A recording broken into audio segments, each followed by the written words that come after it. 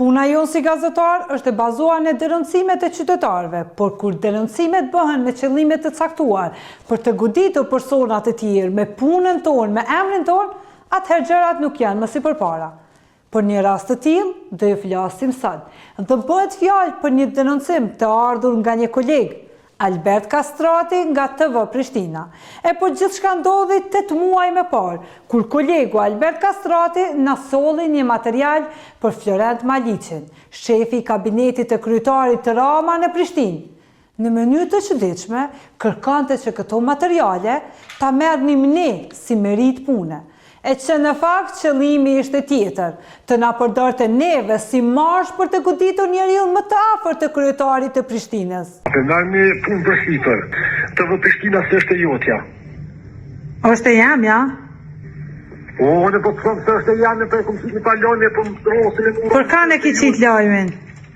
Për një drejtor të Prishtinës, Florenta, është një që shëkohem. Dhe kësë është ai? E qa ki qitë atë lajm?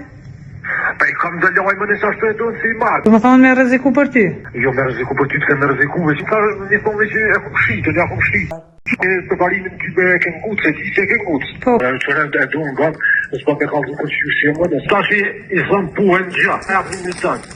Në ti thu e zdu me një më së më thëmë për këtë parë punë e heqë. A mu dhe shnjë abosë shtë? A mu me besu se te ke shohe.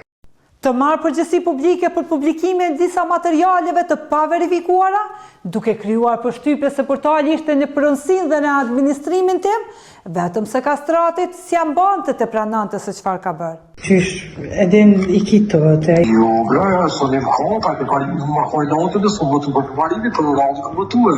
Nëse të të të ori, para me nuat, ata kanë të mbledhje. Me shosh më jampi a shkollë, është jampi shë që se donësh. E letëzova shumë akuzë e lanë që a ki bajnë? Jo, e të se ti unë e kom një tjetër, si më në po puri, s'pasha ti kështu, mu më shumë përmën e isha mundit ku, po. A ti si kush më në të tjerë ty, për që ta? Samin u shtanke.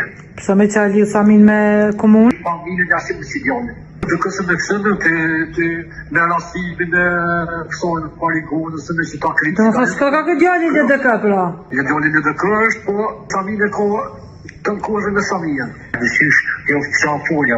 Qëllimi e këtij veprimi ishte që publikimi të përdore si mjet presionin ndaj Florent Maliqit, palës së dëmtuar, me synim për të përfituar në mënyrë të kundërligjshme shumën prej 100.000 euro, në formë rishveti dhe në këmbim të mos vazhdimit apo edhe largimit të publikimeve. Po jashtë një se po shtirë në të një me një sinishë, që këtë që më shenën posë, për qa kolizja, ku e dina të të një që është?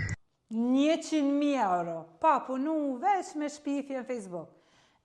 Vetëm mendja e bashkëshortit e ish kandidatës për deputete Anduena Mekulli Kastrati mund të imagjinoj një shantazh të tillë ndaj bashkëpartiakëve. Me mgumu e kop e fshinj stash shpel?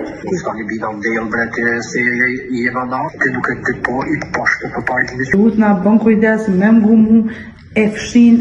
Jo dhe pak, jo. Ndërsa 8 muaj më vonë, Albert Kastrati shpërndan biseda kinse nga shefi i kabinetit të përparim Ramës, Florent Maliqit, e që i njëjti e ka mohuar që këto biseda janë të tij.